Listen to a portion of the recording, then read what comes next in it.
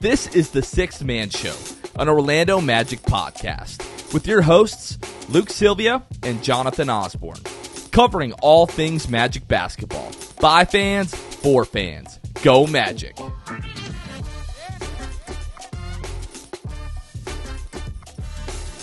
What's going on, Orlando Magic fans? You guys are back with the Sixth Man Show. Today is February 8th, 2024. Jonathan Osborne, as always, joined by my co-host Luke Sylvia, who's wearing a Magic jersey. I asked him right before we started recording, hey, what jersey are you wearing? Because I can't see from his nipples down right now. He's like, oh, well, why don't you ask me on the show? So I'm asking you on the show, Luke, why so secretive? What jersey are you wearing right now? Right now, Jonathan, I am wearing this jersey because I don't know. It's Markelle Fultz, isn't it? There it is. I don't know if it will be the last time I can really wear this jersey with relevance. So that's what I'm wearing. I'm wearing the old Markelle Fultz, for those of you not on YouTube. But yeah, I felt like it was fitting. I have a thing for the dramatics. So I thought this would be a good thing to do, maybe. A little nod to Markelle, if indeed he is dealt on trade deadline day, which is as you guys are listening to this. So, quick question. At what point, like after a guy is traded, immediately after the trade, it's like, okay, it's sort of weird to wear the jersey, but at some point it becomes like vintage. Like, oh, I've been rocking with the team since this, right? Mm-hmm. Like, if I see somebody wearing an Oladipo jersey at this point, I'm like, oh, okay. Like, you've been with the team a while. I'm not like, oh, why are you wearing that guy's jersey? Like, I have an Oladipo jersey from the 25th anniversary season, rather, where we brought back the black and white pinstripes. I have an Oladipo jersey from that year, but I just haven't been able to really bring myself to, like, wear that. Like, what do you think is, like, the time frame? Like, at what point does it become cool to wear a jersey of a guy that hasn't played for the team in whoever knows how long? Well, number one, I think that I don't know if it's cool, but it's not like, I wouldn't crap on it as much as I would just kind of like maybe laugh and respect it, is if you wear a jersey from an era where like that team stunk. You know what I mean? When can I wear my sleeved Elfrid Payton jersey? You can break that out right now, and it would be an incredible talking point for Magic fans everywhere. Or anybody that knows anything about the Magic during the time of Elfrid Payton. That's incredible. Is it the gray sleeve? The gray sleeve. I have seen you wear that. Yeah. Yeah. Yep. Yeah, you can definitely break that out immediately. And if you have that, like, that's how you know you are a real one. Yeah, that's why I wish I was like really into having jerseys back then. And like since I've been a Magic fan, I just really haven't started until the show, like 2 or 3 years ago. When you start going to games more often, it's just fun to have different jerseys to go through. And so yeah, I would say though, like when it's been when you're like 5, 6, probably like 6 seasons removed from that player, I think that's a good point to it. You can break out the jersey and it not be really laughed at for sure. I feel like that's probably a good point. Yeah. So to tie into you wearing the Markelle Fultz jersey, as we're recording this on the 7th, obviously, of February. Today, February 7th, 2024, is the 5-year anniversary of the Magic trading for Markelle Fultz. Do you remember where you were when like that news came through? Do you remember your emotions? Do you remember how you felt? I've talked about this on the show before, but my memory is terrible. And I haven't talked enough about it to remember what the circumstances were. Like, I'll never forget, for instance, the Vucevic trade, right? Because we've recounted it on the show multiple times, where we were, what we were doing. I'll never forget that I was going in for a chiropractic appointment. We'll never forget it. I was pulling in, had my phone basically up on the dash, and my phone buzzes and it's there, right? Markelle Fultz, I don't remember. Our buddy, contributor for the show, for the site, Fazan, texted me today about it and said, do you remember your initial reaction? And I said, I think my initial reaction was, what's the deal? Who did we send away? Because Woj's initial tweet was just that the Magic were acquiring Markelle Fultz. There was no details in that tweet. So I think that was my instant reaction to that. I don't remember where I was, but I do remember thinking, okay, now what did we send away? And then obviously seeing that it was essentially Jonathan Simmons and a bag of chips. You felt great about it. The bag of chips ended up being Tyrese Maxey, which a lot of people like to bring up, but it's like in the moment, there's no way you could have ever known that. Right. Yeah, no shot. So, yeah, I don't remember where. Do you remember like where you were? I don't remember where I was, but I do remember the feeling. Mm-hmm. It was a mystery, right, of everything that had been happening with Markelle Fultz. And I remember, I forget what outlet it was, but I remember like not following the situation like super closely, but I remember being at work one day and I think Raymond Brothers and Markelle Fultz, they had announced that they were going to find like another like a second opinion on whatever was going on with him. And then after that, like it wasn't the Players Tribune, but it wasn't like your typical outlet. And they went through and like talked about everything that was going on with his TOS. So when we traded for him, I was sort of up to speed on that whole situation. And I had never heard of TOS before. The only other guy at that point that anybody had known with TOS was Landry Fields. And we know that, he had some good seasons with the Knicks, and then I think went on to Toronto, and his career just sort of fizzled out. So that wasn't like super encouraging by any means. But the thought in my mind of like, hey, if we can get this guy right, this guy was the number 1 overall pick, 2.5 years before that trade happened. And just like the excitement of if we could get this guy right and we could get like Washington Markelle Fultz, that it would just completely transform the franchise. Like it was such a low risk, high reward play. I was like in euphoria about that deal. I was so excited. I'm sure I was probably at work. and to be fair, we don't need to do this right now. We can do this if that deal, something with him involved does happen. But like you said, it would change the franchise. I still would say like Markelle did have an impact and has had an impact on winning. And especially before this recent stint that's been happening, where people speculate what happened, obviously, but we have our suspicions, which we've already talked about. But yeah, he definitely had an impact. His win percentage, the Magic's win percentage, much higher than with him, not playing. However, the not playing record, a lot more games involved in that one than the one that is what the Magic's record is with him. So take it for what you will. Markelle Fultz he's been a lot of fun.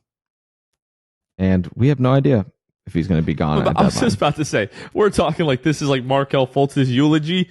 Yeah, but imagine it is extremely high odds.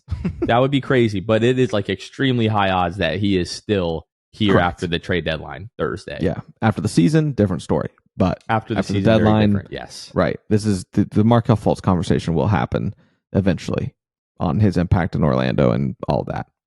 Yeah.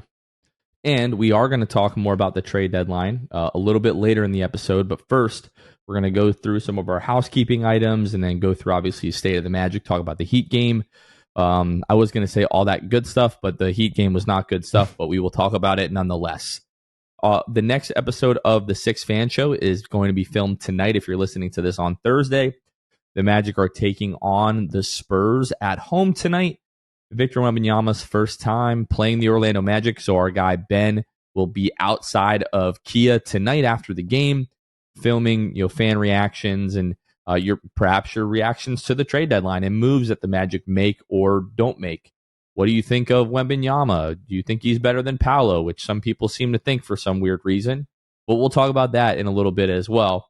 And then don't forget, folks, if you were going back to August or September, somewhere in there, or maybe it was October. I don't even remember when we put these tickets like on sale.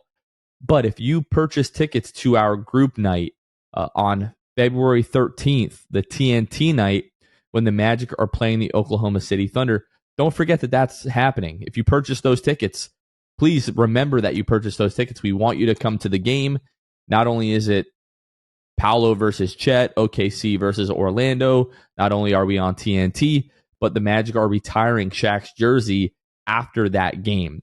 If you were one of the first 100 people to go through and purchase tickets, the Magic now have sent out details on how you can join the pregame experience where we can go and watch the Magic warm up before the game. So that is only to the first 100 people that purchase tickets to that game. So if you're not sure if that is you, check your email. You should have an email from our guy, John McCall. If you don't have that email, then you were not one of the first 100 to purchase tickets. So sorry about that, or I'm really excited for you. Either way, depending on what side of that situation you end up on. Luke, we got news. Philip Rossman Reich, our pal, today, he tweeted out he was thumbing through some emails, and apparently he got an email. I don't know if it was a press release, but TNT announced the broadcast team for Tuesday's game versus the Thunder. Play-by-play is going to be handled by Kevin Harlan, the legend, and then the analysts on the call, Orlando Magic legends, Shaquille O'Neal and Stan Van Gundy, and then another Orlando Magic legend, Dennis Scott, is going to be the sideline reporter for the night. Luke, what do you think of the TNT broadcast crew? I mean, hard to be better than that. Wow, 3D and Shaq, the guys that still run the franchise, allegedly. Allegedly. Per Shaq's comments a while ago. That'll be a lot of fun. Has Shaq done the color commentary for Not games? that I remember. I'm sure he probably has at some point, but I don't want to come across as a casual here in terms of like knowing that, but I know there's people out there that do. But yeah, I don't recall him ever being on the call like that. So that will be interesting. It makes me wish I could be in two places at once so I could listen to the game being called. I'm just going to DVR the game 100%. Yeah, you got to. I'll watch the replay on actually, there's no Bally.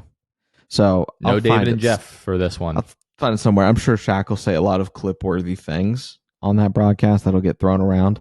It'll be good coverage all around, a good coverage night for the Magic all around between it. National TV, Shaq's jersey retirement, and the crazy things that Shaq says on the broadcast.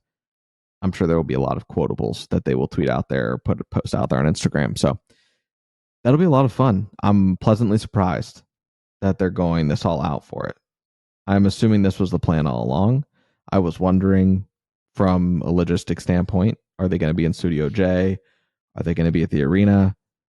And I'm assuming Shaq will just be dedicated to being on the call, maybe not be on pregame and all that. Anyway, I don't even know if it was Ernie's night and all their night, but super interesting. That's the way they finagled it.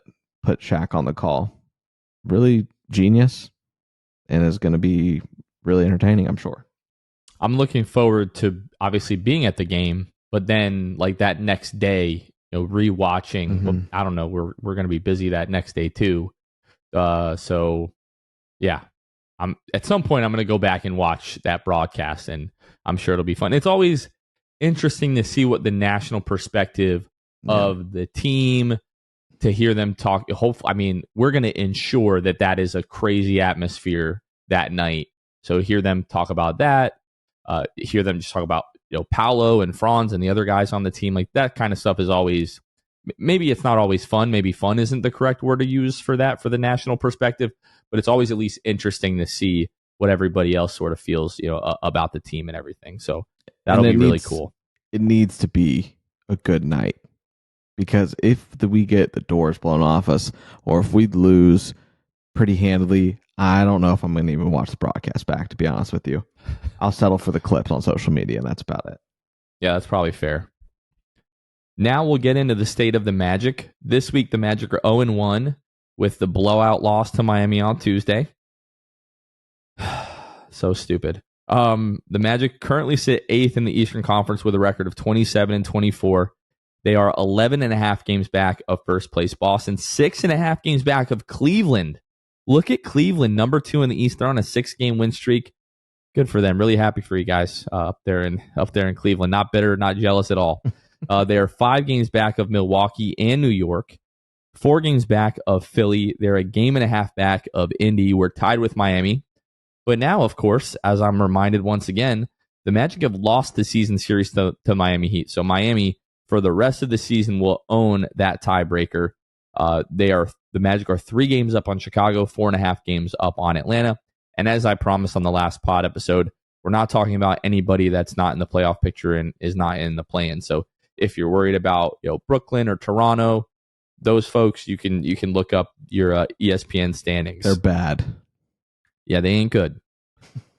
On the season, Luke, the Magic are now 24th in the NBA in offensive rating with an offensive rating of 112.2. They are 5th in the NBA in defensive rating with a rating of 111.6. They are still 14th in net rating with a net rating of 0.6. Going to the injury report. The injury report, once again, Luke, is clean. However, Jonathan Isaac left the game in the second half Tuesday night after getting poked in the eye. I believe it was by Kevin Love. He basically immediately came out of the game and did not return. He only played 10 minutes on Tuesday night. Now, I would assume, Luke, that if Jonathan Isaac's availability or anything like that was in question, we probably would have got news about that today. Taking a look at the injury report, though, J.I. is not on the injury report, so I think we're safe. Have they as a matter of fact submitted it? Yeah, they've submitted. So if you're not playing on a back-to-back, the injury report needs to be submitted by 5:30 local time, the day before the game. If it's the second night of a back-to-back, then it has to be submitted, I believe, by 1:30 local time. So at this point, the Magic had to have submitted that injury report, and Jonathan Isaac's not on it, so we should be good. Maybe the fact that the game got out of hand those last 5 minutes or so was the reason we didn't see Jonathan Isaac late into the fourth. But it was interesting that he left the game, didn't return, only played 10 minutes. But again, Jimmy Butler, it pains me to say this. Jimmy Butler did what Jimmy Butler does a lot of the times to the Magic in that fourth quarter. We'll talk more about that game in a couple of minutes, but it makes sense if they were like, no, we're just not going to put J.I. back out there. The San Antonio Spurs can really help us, even though nobody ever does, like you say. But they're playing the Heat right now. You guys in the future know the end of this already, but the Heat are up by 2 at halftime. So I'm just really hoping that Wemby can have a great second half, win that game, give the Magic a half-game lead there. And the Magic, just another tidbit here before we move on. I just looked. The Magic are 10.5-point favorites on Thursday. The Heat were 6.5-point favorites at home tonight to them with nobody on the injury report, which is interesting. So Vegas likes the Magic tomorrow by double digits. You can't lose that game, that's for sure. And hopefully the Spurs can pull it off against Miami tonight. I mean, second night of a back-to-back is probably what they're factoring in, to that 10.5. But we'll take the win. We'll take the win regardless. Talking about All-Star Weekend and our All-Star, Paolo Banchero, Wednesday it was announced that Paolo Banchero is going to be participating in the Skills Challenge at All-Star Weekend on Saturday night as part of an all number 1 overall pick team. And he'll be put together with Anthony Edwards and Victor Wembanyama. So they've been doing these sort of gimmicky teams each year at the Skills Challenge. Like they did the all Antetokounmpo team, the all Cavs team a couple of years ago. I don't think they've done an all number 1 overall pick team. And getting to see Paolo playing with Anthony Edwards and Victor Wembanyama has me thinking reckless, Luke. Those guys are like, man, this guy Paolo is really good. Maybe I need to get to Orlando. Yeah, they want to be a Magic so bad. It's incredible. It really is. They got to. So we'll see them in Orlando here in a couple of years. That'll be nice. I'm excited for that. To me, I haven't even looked at what the other teams are for that Skills Challenge, but that's got to be the favorite. The Pacers have a team. Hallie, Miles Turner, and one other. I saw it yesterday, maybe, but unless it's Reggie Miller in a time machine, I'm taking this Paolo, Ant-Man, and Wemby team. That size, skill, athleticism combination for all three of those guys is absolutely off the charts. Benedict Mathurin. Yeah, that doesn't move me. Doesn't move me. That's the only Bet other the team house I've heard of. on the all number 1 overall pick team, folks. Accurate. Not literally, but further All-Star news, which didn't get me as excited. Paolo Banchero, now they have, this NBA Rising Stars draft where they put all the rising stars into a pool, and then it's Pau Gasol, Tamika Catchings, and there's one other person that is a coach. Oh no, it's Detlef Schrempf, and then Jalen Rose. So those are the four teams that are making selections there. And the only reason that I felt that this was relevant is because Paolo Banchero, Luke, who is a rising star and happens to be the only rising star that is also going to be playing in the actual All-Star game on Sunday, Paolo Banchero was selected number 2 overall by Tamika Catchings because Pau Gasol selected Victor Wembanyama first overall. And I'm saying it right now. Adam Silver called it in and said, Pau, Wemby needs to be the number 1 overall pick. For some reason, he is the number 1 overall pick. They're hoping he's going to be the future face of the league. There's a good possibility he will be. As of right now, Victor Wembanyama is not better than Paolo Banchero. Full stop. Don't care. Paolo Banchero should have been the number 1 overall pick in this draft. I'm a little bit salty about it. I know it's not a big deal, but I'm taking any bit of bulletin board material that I can and keeping the receipts and the disrespect. And I hope Paolo is too. Pau Gasol, is he involved in a basketball TV network or anything like that right now? I don't think he is, right? I'm not sure. My theory, I have this theory in general, and I've shared it with you and Kevin about a lot of the retired guys, a lot of guys that are even in the league now. I genuinely don't think that they are super locked into current NBA, what's going on. I would not be shocked if Pau Gasol has just bought into the hype of Wembanyama, like a lot of people have, to the point where he's got more national recognition. And who knows how much prep he did for that draft anyway. As Magic fans, we can definitely say that was the Paolo should have gone number 1. But for a casual fan, all they see is Wemby highlights all the time, and you want to say that you drafted the guy that's a highlight reel. And that's what Wemby is. So that's my theory, is that he doesn't really even watch Magic games at all, which is the norm for a lot of people, unfortunately. So is what it is. But Pau made a mistake. National media, you just get your anti-Orlando bias in while you can, because when we're winning Larry O'Brien's, there's nowhere you can hide. We're coming for you. And I will not forget this slight by Pau Gasol. So, Pau Gasol, if you're out there, you do what you will with that information. It's definitely not any kind of threat. Wish you all the well wishes and health in the world. But if I see you, I'm going to let you know that I definitely disagree with your selection here. All right. Let's talk about this Heat game. Unfortunately, this is a big game, Luke. This was for the season series between the Orlando Magic and the Miami Heat. This game, as of February 6th and February 7th, was for the 7th seed in the Eastern Conference, the sole possession of the 7th seed in the Eastern Conference. Jonathan Isaac, before the game, at their shoot-around earlier in the day, said, this is one of the biggest games of the year for us, and we're going to come in and be ready. And we'll talk about this, but the Magic were not ready. The Magic were not ready at all, as a matter of fact.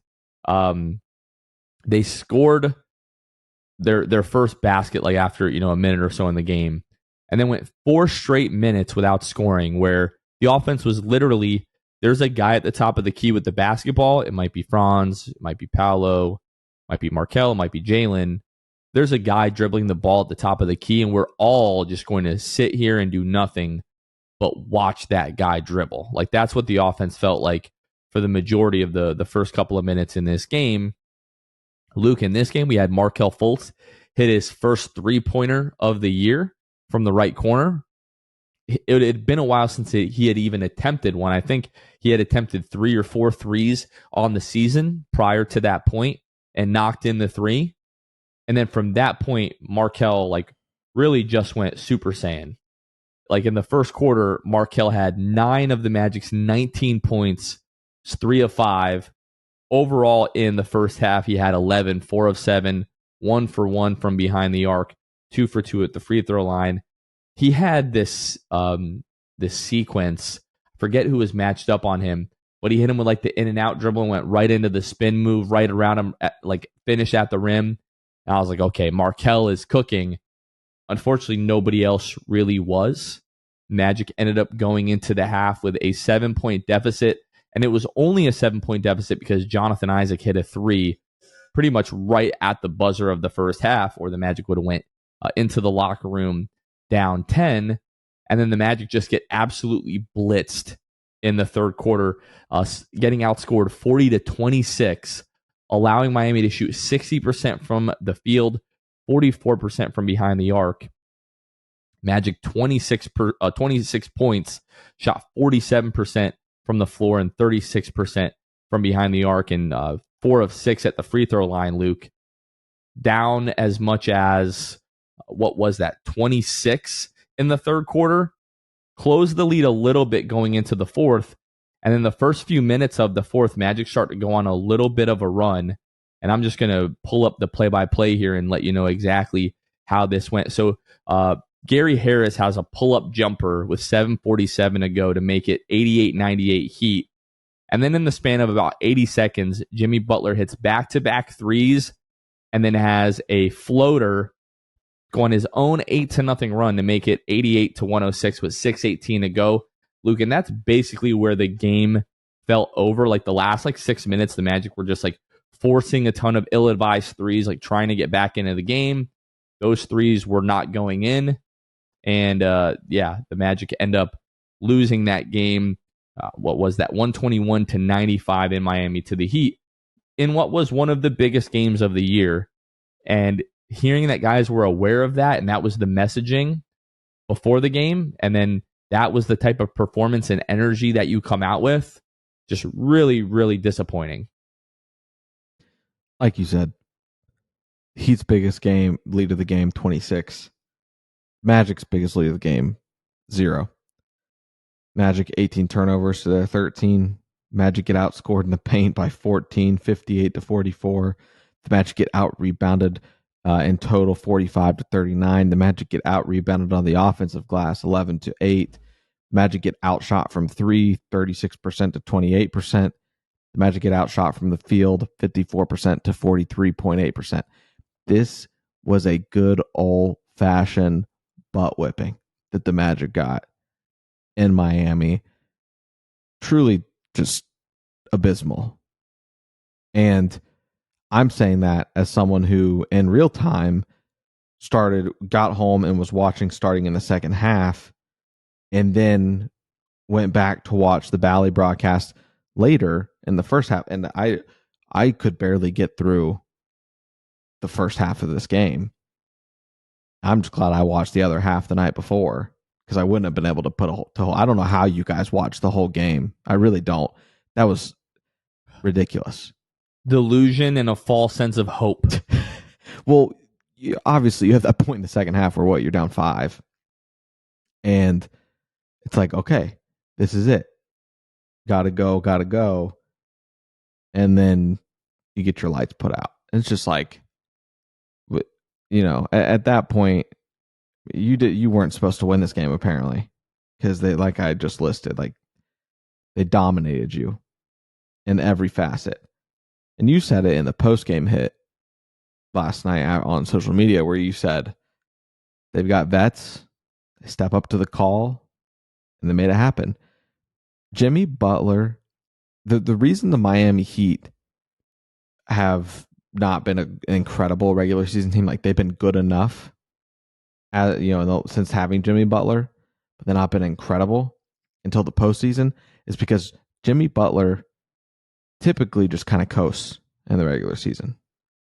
So he might fake you out a little bit the first 3 quarters of a regular season game. But come crunch time, Jimmy Butler's going to step up, and come the postseason, Jimmy Butler's going to step up. And that's exactly what he did against the Orlando Magic on Tuesday night. So super disheartening, really a bad taste left in our mouths. And it's all the more reason why you have no excuse to not play your butt off until All-Star break comes. And part of me wonders too, just in regard to the team, like, are we getting to the point where the guys are just kind of like tired of the monotonous, just wear and tear of a regular season? Is that what's happening? Because Paolo Banchero talked about that on his podcast appearance with JJ Redick recently on Old Man of the Three. I think it was that podcast. It was where they talk about like how February was not a good month for Paolo Banchero, specifically shooting the three ball, but just in general. And he talked about like the season just kind of wears on you because it's so repetitive. You just keep doing the same thing every other night. And how he's like had to kind of like snap out of that and, you know, prepare for it mentally the off season prior. Just games like this where I'm like, were you guys just tired? Like, were you guys just tired of the repetitiveness of this season? Ready for the All-Star break? It's your last game of the road trip. You're just ready to pack it in, even though you guys were saying the right things. That's really what it felt like. It didn't feel like the magic that we've seen so many times more often than not this year came to play and showed up in this one at all. I do think that like those are all like small elements of what happened. Like it would be disingenuous to act otherwise. Like, of course, they've got a week until the All-Star break. Of course, guys are thinking about that. Of course, it's, 5 road games in 9 or 10 nights, whatever it was. Guys want to get home. You're literally a 3-hour drive or whatever from being home. I mean, obviously they're going to fly, but you've got an hour and a half plane ride until you're home. Like, guys are ready to be there. We're 50 plus games into the season now. Guys are getting tired, all that kind of stuff. To me, it's just like we're not at that level yet. Like, Miami is a team that is battle tested over and over and over again. Yes, there's been turnover with their roster, but when that's like embedded in I can't believe I'm going to say this. When this is embedded in your culture, yes, Heat culture. When that's embedded in your culture, when like that's in your team's DNA, essentially, when you have guys like Bam, like Jimmy, like Caleb Martin, like Kevin Love, like when you have those guys on your roster, that experience is like almost transferred by osmosis to other guys. Like, even though you haven't been there, you have guys that have been there before. So you gain that level of confidence from them. And to me, that's what it was. Like, Miami realized, like, hey, we're, maybe we're not the best team in the East right now, but this is a team that's coming for us.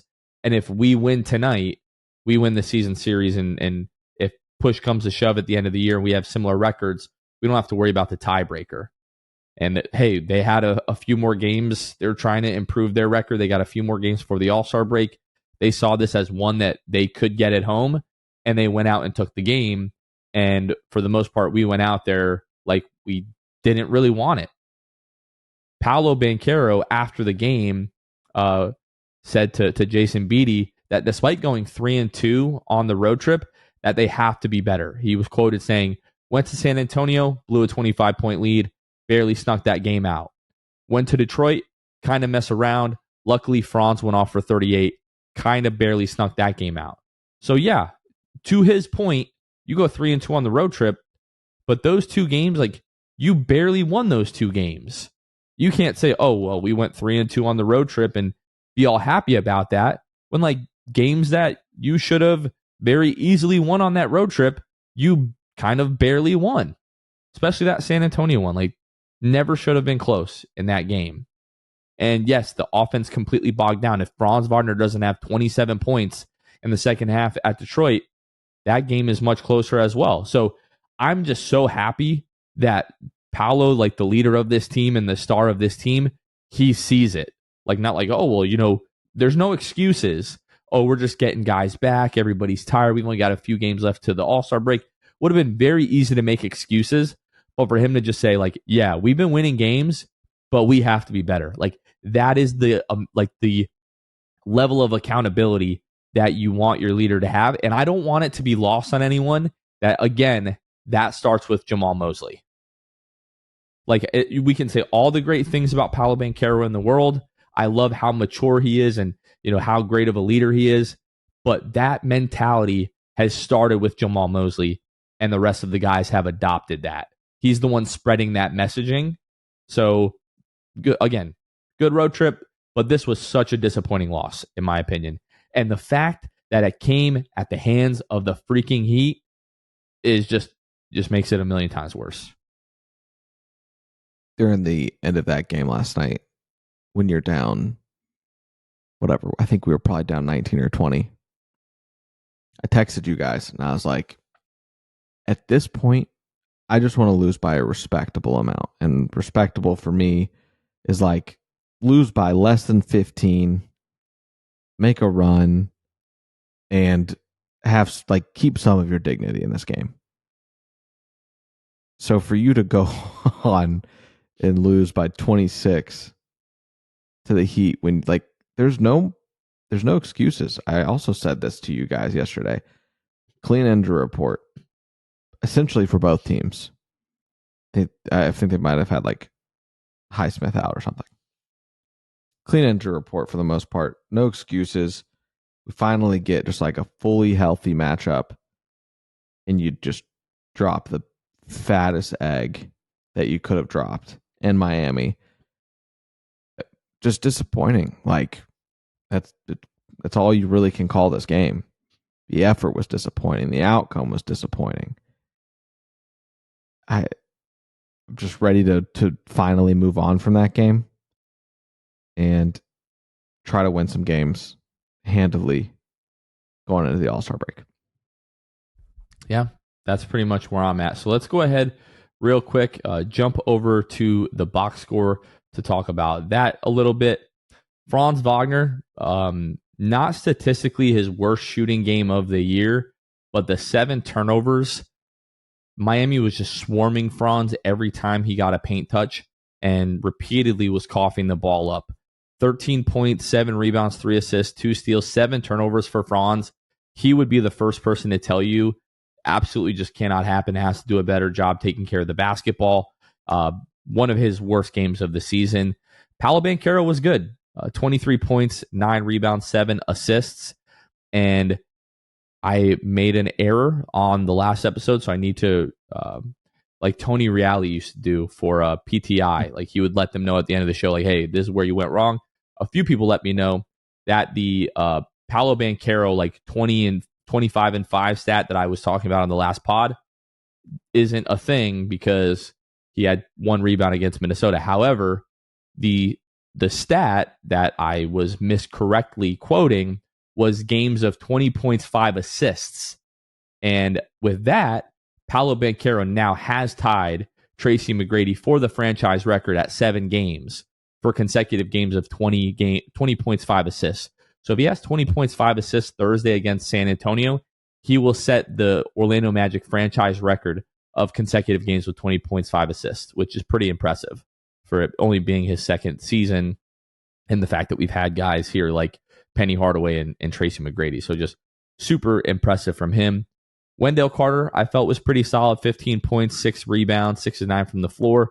A rough night for Jalen Suggs, and a night that the Magic really needed him to step up offensively. In almost 28 minutes, 3 points, 3 rebounds, 4 assists. Didn't really have the same defensive impact, it felt like. Especially early in the game, it just felt like Miami was getting to the rim at will. Markelle Fultz, we talked a little bit about him. 13 points, which I believe is his a season high now. 1 rebound, 4 assists, 2 steals, and a block from Markelle. He was really good. And Joe Ingles, 9 points, was solid. Had 3 of 4 from behind the arc. Good to see the shots start going down for him. Mo Wagner, largely unimpactful in this one. 16 minutes, 3 points, 3 rebounds. Gary Harris got it going a little bit there. 7 points for Gary. Jonathan Isaac, we talked, limited to 10 minutes. And then Cole Anthony in 13 minutes, 4 points, 3 rebounds, and a steal. He was 2 of 3. And yeah, Jimmy Butler, 23 points, had that 8-0 run in the fourth quarter, Luke, which essentially finished the game for these teams. I don't have anything to add for that box score. Yeah, that's pretty much it, isn't it? That's really all there is to say. All right, what we can talk about? We can talk about Patreon. Patreon really are the folks that help support everything that we do, help us have podcasts and do video content and have watch parties and give us the ability to set up things like the group nights and so on and so forth. So if you want to be part of that, if you want to be part of our mission of quite literally just helping grow the Orlando Magic fan base and give this team and organization the fan base that we believe that it deserves, you can join our Patreon. You can find us at patreon.com/the6man show. Whenever we have brand new patrons, we give them a very special and unique shout out. And we give a very special shout out to our Hall of Fame and Elite tier patrons each and every episode. So without further ado, let me start by shouting out the Court Cousins, Drew Gooden, Armin, Carson Tulo, Jonathan Borges, Normal, Magic Player History, Gabe Gaines Wiffle, Michael Martin, Jamel Miller, Michael Salapong, Donkey Punch Dave, Paolo and Francis Warmth, Pierre A. Dylan Holden, Mr. Mikey, Eduardo Sanchez, Danimal, Dodo 15, Bobby Skinner, Goody 93, Teddy Sylvia, Eric Lopez, Fuchsia, Bill Fulton, Edmund Lagone, Jose Esquilin, Caleb Pete, Cannibalism, Time, Mr. TV, ESPN Really Sucks, Gear 95 Shred, Junior Bruce, Half Freakin, Shahin 177, Bobby the Don, Himlo Ben Himro, RM Prof 221, Magic Kid 714, Mysterious Mosley, Victor Cologne, Irish Magic Mike, Austin Lampy, Random Hustle, Only Franz, Maria, Keith Walls, Fritz, Currency Kev, Bruv Sal, Kason Green, Santi Leon, Kane Eckler, The Distract, Ahmad Timsa, Chansu, Tom Gadsden, Dead Air, Richard Tuttle, Jeremiah Quintero, and Debo 1980. Once again, if you'd like to join our Patreon, you can find us at patreon.com/the6man show. Luke, talk about some chicken. If you guys are wondering, Luke, where's the best hot chicken in Central Florida? Could you direct me? I absolutely could. Because you can find it at 400 West New England Avenue, Suite 13 in Hannibal Square. There in lovely Winter Park. I'm talking about Jam Hot Chicken. You guys can go to jamhotchickenfl.com, look at menu, online ordering, all sorts of things. Then you can also order ahead there, which is what we always recommend. You can also follow them at Jam Hot Chicken on all social media. And Jam Hot Chicken is just Nashville and LA inspired hot chicken. And it's inspired by that, right? But I think it might be the best of all time, best out of Nashville, LA. I don't even have to try those places to know, because I've seen some hot chicken sandos out there that didn't look so hot, and I mean by quality and looks. But I see Jam Hot Chicken, it's all hot and it's all good. It's incredible. You guys should go check it out. Let them know that the 6-man show sent you. It's legitimately difficult to picture a chicken sandwich being better than that. So I'd probably agree with you there. Luke, Thursday, as folks are listening to this and watching this potentially, Thursday at 3 o'clock Eastern is the trade deadline. Now, it feels like for the last month or so, the hunger, I guess, there's another word that I could use, but I'm not going to use. Mm-hmm. It also starts with an H. Mm. But the hunger that people have had for a trade to be made has just seemed to grow exponentially. We're now at the point, like, trades have to happen now, or they're not going to happen. Like, that's the whole point of the deadline. It pretty much feels like the Magic are going to stand pat. Like, they're not going to make a big move. There have been reports coming out basically that unless the Magic are able to, make a big improvement shooting while also, staying true to their, core identity of defense and length and versatility and so forth, they're not going to make some kind of move just to improve the shooting or just to improve a specific area. Basically, if they don't feel like it still matches the long-term vision of the team, which in their defense is most likely the best way to operate. Is that going to be something that is realistic through free agency this offseason, or maybe perhaps through another trade that may present itself this offseason? Potentially. At some point, Luke, I do think the Magic are going to have to concede somewhere. I think it was JJ Redick that was talking about the Magic a few weeks ago, or maybe a couple of months ago.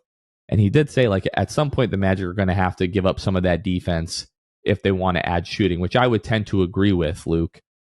I want to go through just a moment. I'm going to basically scroll through Hoops Hype right now just to take a look at some of the latest trade news surrounding the Magic. So Yahoo Sports and Jake Fisher, he's reporting that Wendell Carter, Orlando's versatile center on a value contract, is likewise no longer being considered a trade candidate for the Magic.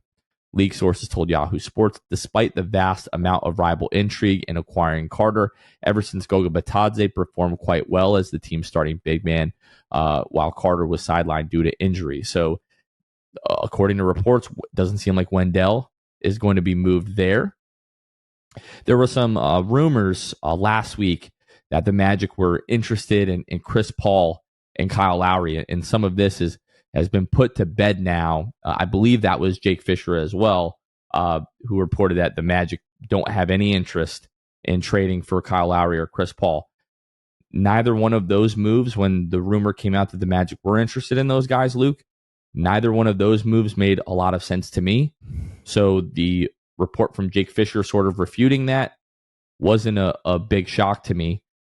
Tyus Jones has trading interest from the Magic, Spurs, Nets, Lakers, and Timberwolves. Now, the Timberwolves traded for Monte Morris on Wednesday, so I feel like that sort of takes them out of the running, taking a look at Monte Morris, Luke. But any of the reports over the course of the last few days or few weeks, any of those get you excited? Any of those make you feel any type of emotion? Yeah, I'll tell you. I'll tell you which one made me feel something. And the feeling was stupid, is what it made me feel. And that was that the Orlando Magic are not interested in trading Wendell Carter Jr. Because when he comes back and he quite literally has like 3 average to subpar games, everybody's like, nah, bring Goga back, trade Wendell, and get him out of here, right? And when I spoke with Jake Fisher on the show, he told me that there was a growing sense that Goga Batadze could be the center for this team right now, and that, you know, executives were impressed, and agents and whoever else were impressed with Goga Batadze. But if they wanted Goga Batadze, they could have made an offer, and I'm sure the Magic would probably do it. Like, if you just sweeten the pot a little bit, right? Like, nothing crazy. It's, at the end of the day, no disrespect, it's Goga, who was great in his role. But all that report did was made me feel silly for giving any type of entertainment to the thought of, like, could Wendell be out the door at some point soon? Like, at what point does this become concerning with his lack of productivity and efficiency? And it's like, the entire time the Magic were planning on keeping him. And they're probably laughing about the fact that this fan base was even talking about Dell getting traded. And yes, Goga was good, but clearly he's not good enough to get, you know, a lot of phone calls. Maybe they were all calling about Wendell because they're like, oh, maybe they fell in love enough with Goga during that time that they're cool with parting ways with Wendell. And the Magic were like, no, why would we? We've got this guy who we know who he is. He's a great character. He's a great leader. He's pretty great productivity wise for the most part, and he's on an incredible contract. We're not trading Wendell Carter Jr., so stop calling our phone. So I just felt stupid. That was the main one that made me feel any type of way. And then the Tyus Jones stuff. I mean, it's nice to get confirmation that this team is at least making an effort. So Brian Windhorst was talking on his Hoop Collective podcast that came out today, and he was quoted as saying, I think Orlando has been active in trying to bolster their guard ranks. They're a team who I think potentially will be reasonably aggressive. That's a lot of potentiallys and reasonablys. And I think a lot of I thinks there, not of like, hey, I've heard this, I know this, blah, blah, blah. Just like I think a lot of things too, Brian Windhorst, but that doesn't mean that now Brian Windhorst has ultimately more sources and resources and know-how about all this kind of stuff than we do. But I just have the growing feeling that the Magic just wanted to get healthy and are probably just going to stand pat at the trade deadline. Like there might be a move. I would probably say I'm like 80% sure that we're not going to see a big move on Thursday. The other thing that I come back to is like we're getting conflicting reports like, oh, the Magic aren't trying to improve their guards. Oh, the Magic are trying to improve their guards.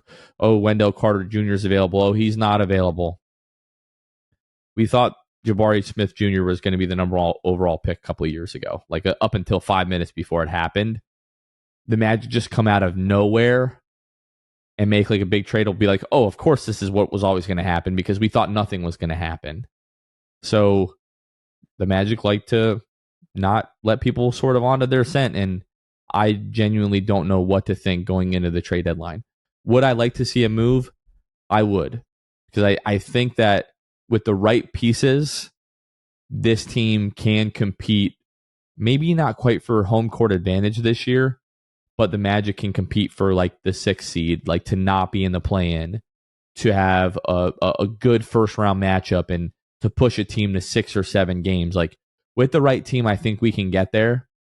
And yes, guys are still sort of working back from being out for a while. Like, is Wendell 100% back? Like, he's probably pretty close. Is Markelle 100% back? Like, he's probably pretty close. And I know there are other factors. Oh, you're on a big road trip. Yes, they had the big win in Minnesota. It's right before the All-Star break. But then you have like the just awful loss to Miami. You barely beat San Antonio. You reasonably could have lost that game in Detroit if Franz doesn't go crazy. And I'm sitting here looking like, as great as this team was in November, like this team is not that team. Like that was the outlier right now for us. Can we be close to that team? I think so. But for whatever reason, like we're not seeing this team play really well consistently to the level that I think a lot of people think we can get to. So for that reason, it does feel like a move can be made that could get the Magic closer to what their potential is this year. I'm not a fan of making a move just for this season if it's going to hurt you in the long term. But we've been saying this for, it feels like 2 months now. If you can make a move that improves your ability to win now and also sets you up for the future, like if that move gets presented to the Magic at some point, I think they pull the trigger. And if a move is not made on Thursday, it's because there was not a move that presented itself that matched that criteria. I put out a poll from our Twitter today, and I'm going to read you the tweet, and I'm going to read you the options, and you're going to tell me which one you're going with. And then I'll reveal the answers to the listeners and the percentages and how it shook out. So I just had been seeing a lot of interesting dialogue today. So here's a poll. With the current Orlando Magic roster, what will it take for the Magic to contend for the Eastern Conference Finals and or the Finals? So essentially, like at minimum, like what is it going to take for for this roster to contend for an Eastern Conference Finals championship? First option. Oh, I thought you were going to ask me and then you were going to reveal the options. No. I'm going to tell you. I'm going to. No, sorry. Okay. I'm going to reveal the results. Yeah. I see. I probably misheard you. No, you're good. First one. The Magic are still a star away. The Magic are still 2 stars away. The Magic just need time to grow. I saw that one today. The Magic just need to add shooters. And then you're talking about Paolo, Franz, and then adding a couple shooters to this roster, then you're contending, right? So which one of those 4, and feel free to go off the beaten path a little bit with it, would you say would be your answer? Yeah, I'm going to go off the beaten path a little bit because I think it's, and obviously like you're doing a Twitter poll, there's only like so many characters and so many options that you can, do there. So I think it's more nuanced than this. To me, it's certain guys need time to grow and we do need to add shooting. Like that's the NBA today. You're not going to win a championship without being able to somewhat consistently knock down perimeter shots. So like internal development and then somewhere along the way adding shooters to accentuate what Paolo and Franz do well. But being as how what I just laid out isn't an option, from the options that are here, again, still a star away, still 2 stars away, just need time to grow, add shooters. 2 stars away is silly. Just need time to grow I think is sort of underselling the like roster construction that still needs to be placed here. And the same thing for just adding shooters. So out of those 4 options, what I think it would take for this Magic team to reach the Eastern Conference Finals or the Finals would be adding another star to this team. But again, I'm sort of the thinking that is outside of those 4 options. But of those 4 options, that's the one that I would choose. And that's the one that won the vote, right? So crazy amount of voters here. Right now, as we're recording this, it's at 963. So this poll very much is going to hit 1,000 votes. And the number one option was still a star away at 43%. The number 2 was that came in second was add shooters, 35%. 19% that just need time to grow, and 3% that were 2 stars away.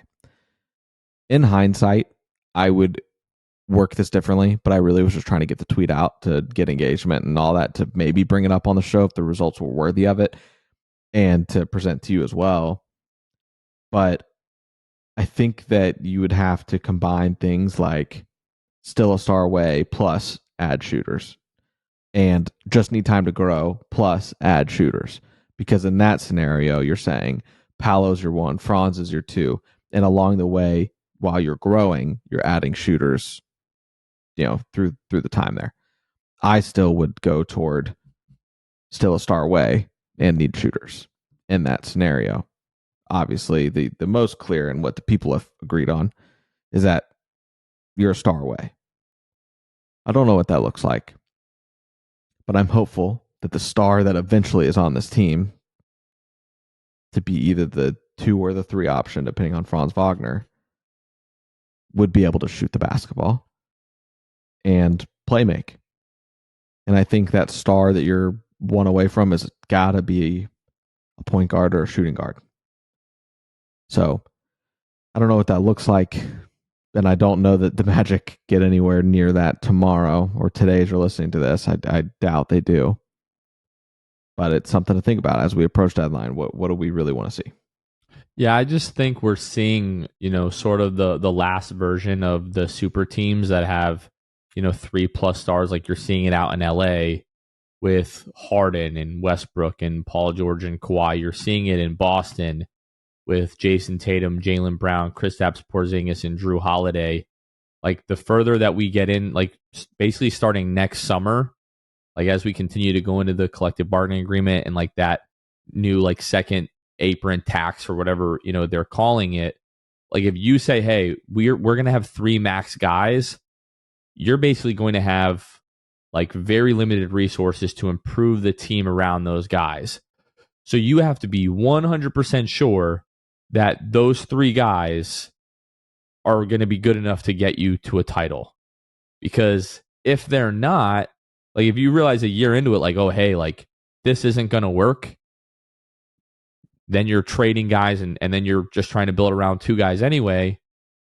Or you're just like, oh, hey, like this isn't going to work. And how many times have we seen teams that are like thrown together with these stars and then it just doesn't work, right? Like more often than not, it hasn't worked. So that's for me when we say like, oh, add another star, like in the collective bargaining agreement of a year ago or 2 years ago, sure, because that was possible and you still had avenues to improve even though you were over the tax, right? Moving forward, that's going to be much more difficult to do. Like you're not just going to be able to like buy guys out. You're not going to be able to, trade, picks and so on and so forth. You're going to be really limited in what you can do if you're one of those teams that's above the tax. So for me, like all my hope right now is on the shoulders of Paolo Banchero, Franz Wagner, and then for Jeff Weltman and Anthony Parker to figure out who are the guys to put around those guys. There are going to be teams that are going to go with the approach that we've seen for the last decade of like, let's just get as many max guys on this team as we can and see what happens. But I do think what most teams will do is like, okay, these are our 2 guys, and we're going to try to build the very best team that we can around them. And that's the route that I think the Magic should go, that you should hang on to your core principles and identity of size and length and defensive versatility, but you do have to put shooters and additional playmakers around Franz and Paolo, I think, if you want to be offensively efficient enough to win a title someday. Being the top 5 defense in the league is awesome. It really is. But being 24th in the league in offensive efficiency ain't going to get it done. No. I'd rather be top 10 in defense and top 15 in offense. Much rather that than be top 5. There is one thing here just to interrupt this, that I saw a great tweet today from @6ringsofsteel YouTuber. His name is Matt. He put out a tweet. It says, I wonder if the Bulls could get this type of return for Vucevic. And the trade machine is Wendell Carter Jr., Franz Wagner, and Jet Howard for Vucevic. That was good. So I wanted to shout that out because that was incredible. Because at first I was like reading it and I was like, oh, and then I zoomed in on the trade and who would be going in and out. Made me laugh a little bit. So just your reminder that trade, how well it turned out. Trust this front office today on deadline day. No matter the move, you got to trust the front office. So that's your reminder to do so. Correct. And I brought this up because I wanted to, went off on this little tangent talking about the new apron taxes and the penalties. So I pulled up boardroom.tv here, which went over, some of the details and some of those penalties. So for teams who rise above whose payroll rises above the first apron, salary matches and trades have to be within 110% of the outgoing salary. And that number is 125% for non-taxpayer clubs. And teams can't take more money in a trade than it sends out. Teams can't acquire players and sign in trade deals in the offseason if the incoming salary keeps them above the apron. Teams can't sign a waive player during the regular season if his salary exceeds the mid-level exception. So that's the first apron. If you go over the second apron, teams will no longer be able to use the tax player mid-level exception. So when you're seeing guys, good veterans get signed, to teams that are above the cap with the mid-level exception to bring in good veterans and role players to their contending teams, you won't be able to do that. If a team remains in the second apron 3 out of 5 seasons, their first round pick will automatically move to the end of the round. So if you're above the apron, let's say you finish, 20th, doesn't matter. Your first round pick's going to the end of the round. First round pick 7 years out cannot be traded. If you're one of those second apron teams, salaries cannot be aggregated or combined to trade for a single player making more money. So if you're trying to trade for a guy that's making $30 million, you can't put a guy that makes $13 million and $17 million. You can't put those together to make that move. This is going to limit your ability to improve potentially. Teams can't use trade exceptions, and teams can no longer use cash in trades if they're above the second apron. So just all these mechanisms that are put in place that, hey, if you are one of these teams, and I think we've talked about this on the pod, but Franz Wagner is most likely this summer going to sign a designated rookie max extension, which, unless he makes like an all-NBA team or wins league MVP, is going to be 25% of the salary once his extension kicks in, which would be after next year. After next season, Paolo Banchero is also going to be signing a designated rookie max extension, which he does have the potential, I think, next year to win all NBA third team. Like maybe he's not going to be an NBA MVP level guy, at least not that quickly. But we're looking at about 3 years from now, the Magic are going to be paying somewhere between 50 to 60% of the salary cap just to Paolo and Franz. You bring another max guy into the fold, and you're looking at 90% of the salary cap would be committed to 3 guys. Sun situation. Correct. And if you happen to get Giannis, Jokic, and Luka all on one team, God bless. That 3 is going to be enough to win you a title.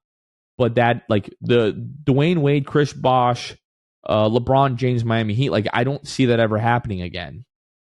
So when we're thinking of like, oh, hey, let's bring in DeJounte Murray or let's bring in Darius Garland, right? Like, Darius Garland is going to be making like $40 million a year.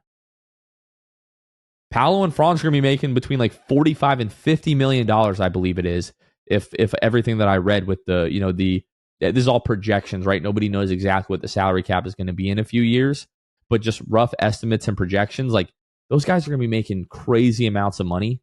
And I don't see, I could be wrong. Somebody please let me know how this could work, but I just don't see how, unless you just hit the actual jackpot with three guys, how having three max guys moving forward is going to be sustainable. So that's where I'm like, hey, like, I don't know that I want to trade for a DeJounte Murray, because that guy just signed an extension. In a few more years, he's going to need another extension. Are we willing to give up all these pieces? And don't forget, 3-4 years from now, Franz and Paolo are going to be 26 and 25 years old, just entering their prime. Like, you're most likely not winning a title in the next 2 to 3 years. I understand where people are like, oh, well, we should be patient, but we shouldn't be that patient. Do we need to go all in on a max guy like that? I don't know if that's the right move. But can we just like sit and be like, oh, well, we're not going to do anything until Franz and Paolo are 25 and 26? Of course not.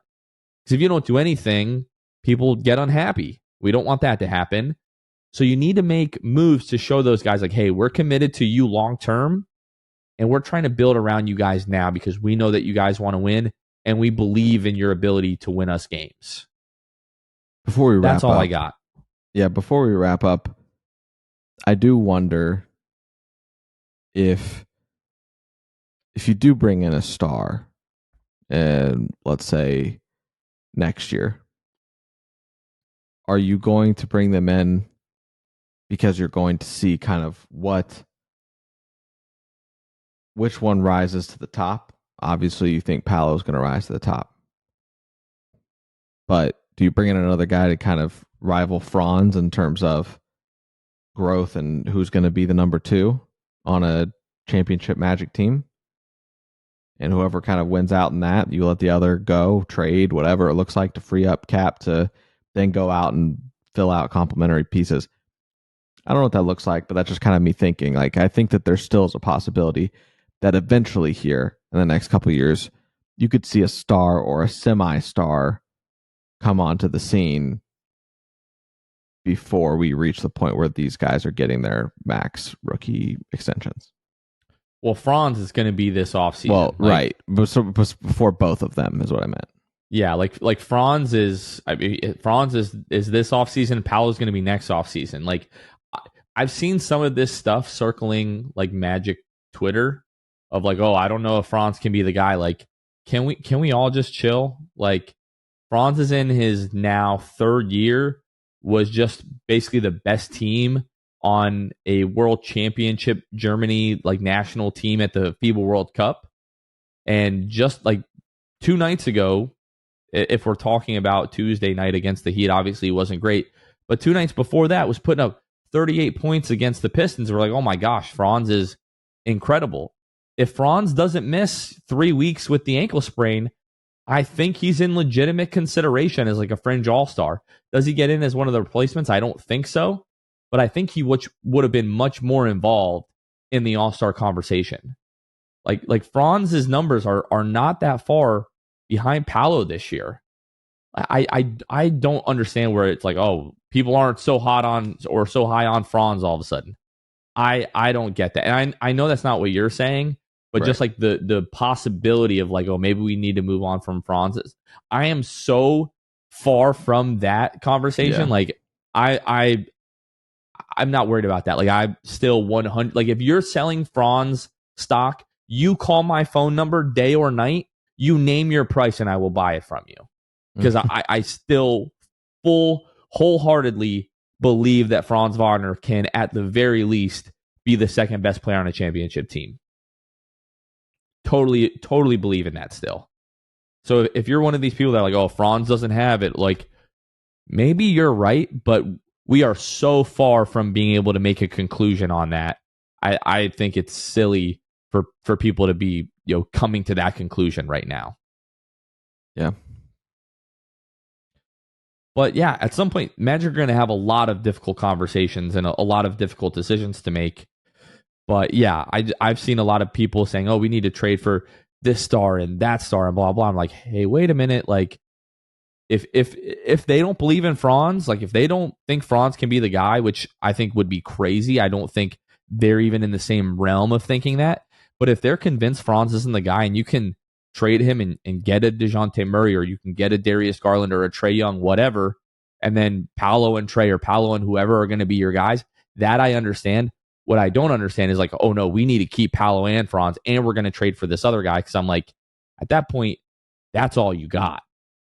Like, you're not going to be able to really like re-sign Jalen to a big deal if that's what you want to do. Or hey, Wendell is going to be a free agent. If not this season, but after next season, Wendell's going to be a free agent, I believe. And what do you think of Anthony Black? Right? Like, what do you think of all these guys? Like, you're just not going to be able to pay guys at all. You're going to be out there like scraping the bottom of the barrel for like minimum, like veteran minimum contracts. And we've seen teams try to do that in the past and not be super successful. So that's sort of where I am. I know I've rambled about this far too long, but today, as people are listening to this, we're going to know exactly where the front office stands and how they feel about certain guys and how they feel about this roster and just how patient they're willing to be. Yeah, agreed. Nothing else to add. Good place to end. All right, we're going to wrap this one up. If anything crazy happens on trade deadline day, of course, we'll have emergency content coming out. So keep an eye out for all of our socials. Don't forget, if you're going to the Magic game tonight, Magic vs. Spurs, Ben will be outside after the game filming the next episode of the Six Fan Show. So be sure to stop by, say hello, give your takes. That's going to do it for this one. For Luke Sylvia, this has been Jonathan Osborne. You all have been listening to the Six Man Show, and we will catch you guys next time. See ya. Thanks for listening to the Sixth Man Show.